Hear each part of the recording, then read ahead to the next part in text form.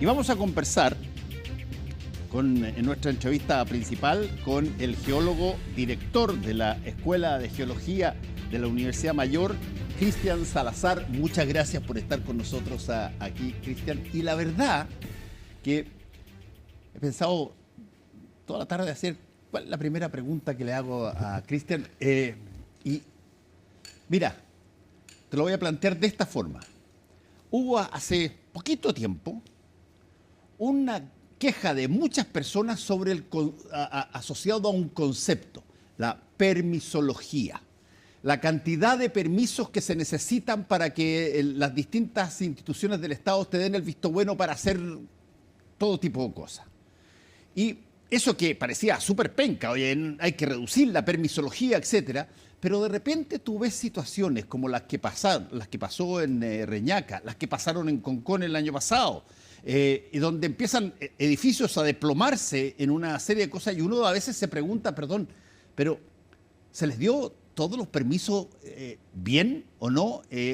Parece que la permisología no es tan mala en sí, sino que a veces pueden ser más catetes, pero cuando tú ves que se te desploma un edificio por la cantidad de agua, lluvia que ha caído, tú dices, a ver, pero no me calza mucho que esto sea tan débil como para que se venga abajo, salvo que se haya construido arriba de arena. Y desde ese punto de vista te quiero preguntar, ¿cómo ve un geólogo lo que ha ocurrido de nuevo, esta vez en Reñaca? Mira, bueno, buenas noches, gracias por la invitación. Encantado. Yo creo que en términos de permiso, si se hace una revisión, yo creo que hay un cumplimiento de alto estándar, de buen estándar, son empresas conocidas, complejos inmobiliarios acorde, que en Chile se está construyendo normalmente.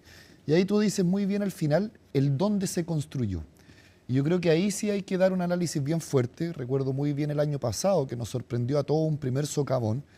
Y claro, ahí viene un análisis de que, claro, nuestro tipo, digamos, de aspectos técnicos en la construcción está hecho para un tipo de modelo. Y hay temas en la naturaleza que bajo nuestra dinámica o estilo de vida no dan para hacer cierto tipo de construcciones o cierto uso del territorio. Y ahí yo creo que el tema muy clave, que hay un tema que se debe robustecer y fortalecer en nuestra sociedad, que es el tema de los planes reguladores, principalmente en la zona urbana. ¿Qué construyo? ¿Cómo construyo? ¿Para qué uso el territorio? ¿Y para qué puedo destinar los espacios? Es como querer construir a orilla de playa, a 10 metros donde rompen las olas, por ejemplo, o cosas por el estilo. Y acá, ya yéndonos más al punto más específico, las dunas por sí, si se hace hoy día una evaluación o si se hubiera hecho como se hace para grandes proyectos, se hacen este tipo de evaluaciones, pero depende del tipo de proyecto, que ahí entramos ya en materia fina de los sistemas de evaluación de impacto ambiental. Hay dos categorías principales y dentro de todas las componentes que se evalúan, flora, fauna, sismicidad, agua, contaminación, etcétera, comunidad, entre otras, hay una que se llama geología, geomorfología y peligro. Y es la evaluación del espacio del proyecto frente a qué amenazas o riesgos, peligros naturales está sometido el área y se quiere emplazar el proyecto. Esto contempla pendiente, propiedades físicas de la roca, tipo de geología, red de drenaje, circulación de agua, activación de quebradas, etc. Y aquí, si comenzamos a sumar las componentes, yo sin ir a terreno, solamente con una evaluación de imágenes satelitales, me doy cuenta que hay una alta pendiente, una pésima competencia del sustrato, que es arena, que es no consolidado, baja cubierta vegetal, red de drenaje, entre otros, y eso ya me está dando una ponderación de puntaje alto como una zona vulnerable para remociones en masa. Ahora, Cristian, yo te escucho atentamente y la pregunta que hago, que es un poco lo que estábamos conversando antes de a veces cómo suceden las cosas en el periodismo, donde tú tienes primera la noticia, qué sé yo, choque en esta esquina, y después de que vas a reportear te das cuenta de que han habido 12 choques en la misma esquina en los últimos 2 meses, y por lo tanto aparentemente hay algo en la esquina que no deja ver los autos y por lo tanto tienes que cumplir la cosa. Pero el hecho es que tú esperas que pase el desastre primero y haces el reporteo después. Y aquí es donde pasa una cosa relativamente similar, donde se te viene abajo un edificio en Concón el año pasado, se te viene abajo un edificio en Reñaca y hay que estudiar aparentemente qué es lo que pasó, porque no lo vieron venir, supongo. Sí, mira, aquí claro, mi perspectiva como científico es, yo diría, escuchar más a la ciencia. De hecho, yo por ahí leí una frase, más ciencia, mejor sociedad. Porque claro, nosotros aplicamos el método científico, hay matemática atrás, hay razonamiento, hay hipótesis, hay resultados, conclusiones, etcétera. Y pido desde mi gremio, desde mi círculo, escuchar más, porque esto no es nuevo. Tal vez fue nuevo en las noticias, en todos los medios, sí. Pero hay un informe del Servicio Nacional de Geología y Minería, financiado por el Estado, donde explica, argumenta y concluye que es una zona de alto peligro para remociones en masa. También hay antecedentes previos de los mismos vecinos de que hay hundimiento, subsidencia, hasta incluso pequeños centímetros en algunas veredas, hay desniveles en los mismos caminos de acceso a los vehículos. Entonces ya había una serie de antecedentes de que hacía anunciar y de que había que tomar cierta seriedad. Y aquí tal vez, lo que tú decías al comienzo, la permisología, tal vez por un lado nos conduce a buenos resultados, pero por otro lado también genera traba y una poca fluidez o flujo en la misma información y se va diluyendo. Es como el cuento del teléfono que tú le vas diciendo al del lado y le llega la historia totalmente diferente después de 10 personas. Tal vez está ocurriendo eso porque algo pasó, la información se levantó por parte de los vecinos y también por organismos estatales. Ahora, convengamos también una cosa que ya tiene más que ver con, no con ciencia, sino que tiene que ver con naturaleza humana.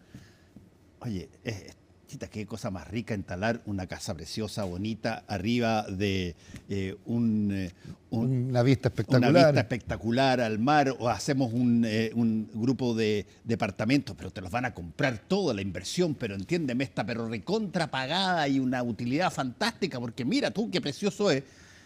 El riesgo es que eventualmente en algún tiempo más pase unas situaciones como esta, digamos. ¿Cómo se compadecen estas cosas? Claro, yo creo que ahí es donde como sociedad debemos pensar, mirar de otra forma, tal vez dejar un poco las perspectivas clásicas. Yo creo que hoy día Chile, yo creo que a partir del posterior al año 2000 comienza a tener esta mirada más de ambiental, preocuparnos más del medio ambiente, preocupar de dónde estamos situados y las variables que tenemos y los riesgos naturales. O sea, el precedente del Chaitén 2008, el terremoto del 2010, nos hizo pensar y recordar de cómo es la dinámica de nuestro país y que tenemos un fuerte control geológico en todo aspecto, desde el desarrollo económico hasta los desastres naturales. Ese es nuestro campo de trabajo y tiene una condición muy fuerte Chile en eso.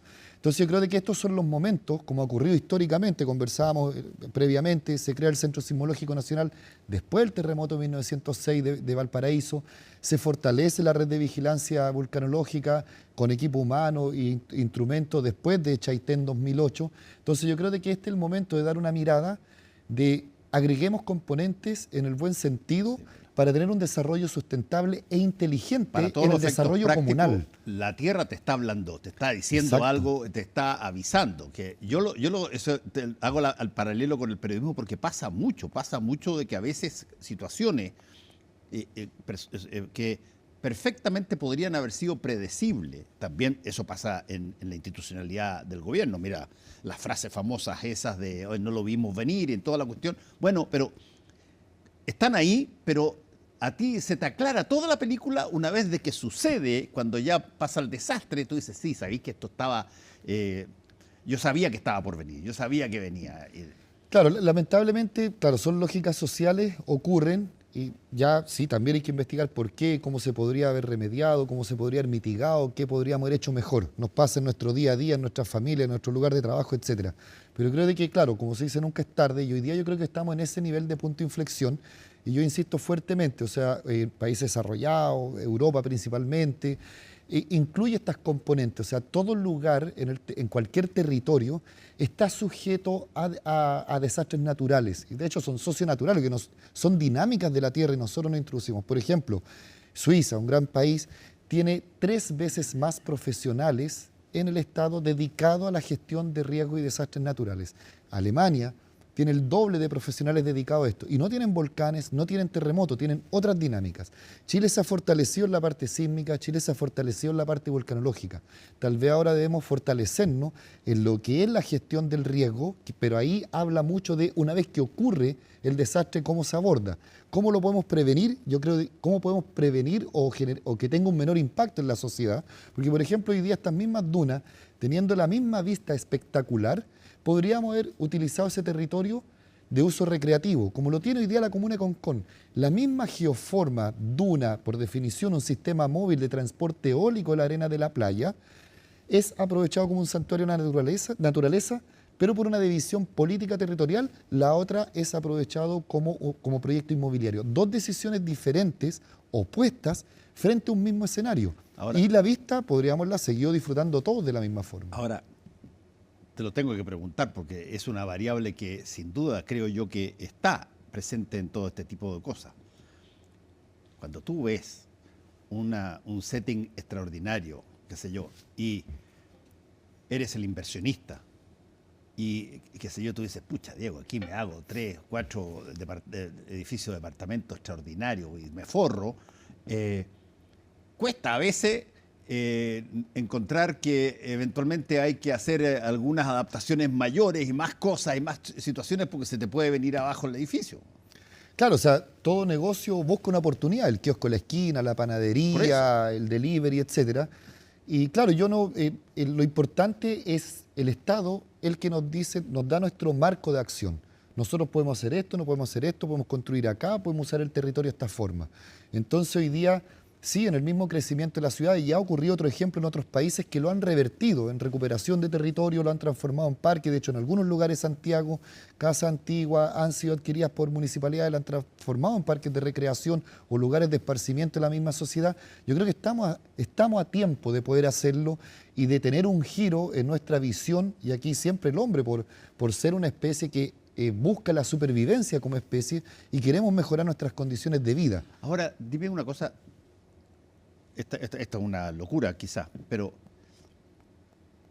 ¿no se debiera hacer un catastro anticipativo de decir, a ver, ya ha pasado 2 veces con 2 situaciones en edificios bastante preciosos y grandes y modernos? ¿Por qué no hacemos un catastro de los grados de riesgo que tienen las construcciones que ya están a raíz de esto y se los informamos a las personas y vemos qué decisiones se toman? Claro, aquí hay 2 planes. Yo recomendaría 2 planes de acción fundamentales, el particular y el general, o como pensar global y actuar local. Hoy día tenemos 2 edificios afectados, o sea, tenemos el socavón en uno que está bajo la losa y el otro que recibió el aluvión en términos concretos. Es un aluvión, es remoción en masa de agua con arena que invadió parte del edificio, está siendo soportado, edificio no diseñado para soportar esa carga. Primero, la evacuación preventiva que ya se ha realizado, ver la evaluación geológica, cómo está el daño, qué va a seguir pasando, qué puede pasar con el escenario probable, y la evaluación ingenieril en términos estructurales del edificio. Y la otra recomendación que yo haría a las autoridades competentes es una evaluación de todo el campo. O sea, hoy día un evento está distante a 840 metros del otro evento ocurrido recientemente. Y además es todo un complejo dunar, una gran parte que está construido. Y aquí hay que hacer 2 tipos de evaluaciones, una evaluación científica y una evaluación social. Los vecinos tienen mucho que decir, de hecho, en las mismas denuncias o pronunciamientos que habían hecho antes, aquí hay un desnivel, aquí se rompió una cañería, aquí se vació una piscina, que eran cosas que ocurrieron, el desnivel del pavimento, comenzar a mapear todos esos puntos. Mapearlo en plataformas que son de uso gratuito y otras que son más completas, que también son de libre acceso. Se pueden mapear todo y los organismos competentes existen. Y además, monitoreo instrumental. Chile tiene la tecnología, se aplica en muchos tipos de obra, principalmente en la minería, sensores en tiempo real, que eso te mide incluso milímetros o centímetros de deslizamiento del terreno, que te lo va geolocalizando dónde está ocurriendo y puedes detectar las zonas sensibles o las zonas vulnerables que pueda ocurrir algún problema. Cristian, qué bueno que pusiste tú el tema, porque te iba a hacer el paralelo con la minería. Uno tiende a pensar, oye, si es que tengo que meterme adentro, y he visto tantas películas de cómo son las minas por dentro y qué sé yo allá, y uno se pasa todo tipo de imágenes, yo me imagino que eso es mucho más peligroso que un edificio anclado, fantástico, con vista al mar y todo el asunto. Y en términos estrictos han habido dos desastres brutales en un lapso muy cercano a raíz de situaciones climáticas con edificios y son mucho más escasos los problemas mineros, y eso que ahí tenéis que meterte adentro a explorar. Sí, de hecho el estándar minero chileno es de ejemplo. De hecho, incluso se habla que el geólogo chileno es un producto de exportación no tradicional. Muchos chilenos han comenzado a trabajar afuera por esta escuela que existe en Chile. La escuela minera en Chile es muy potente, muy fuerte. Como tú bien dices, el teniente tiene más de 8 niveles, ni hablar de Chuquicamata, Escondida, y son faenas mucho más riesgosas y en donde Chile ha hecho un buen trabajo. Entonces, a lo que voy, existen las empresas, existe la tecnología, existe el conocimiento científico para abordar estas problemáticas. Y Chile, en sus organismos estatales, tiene los profesionales competentes para trabajar en esto.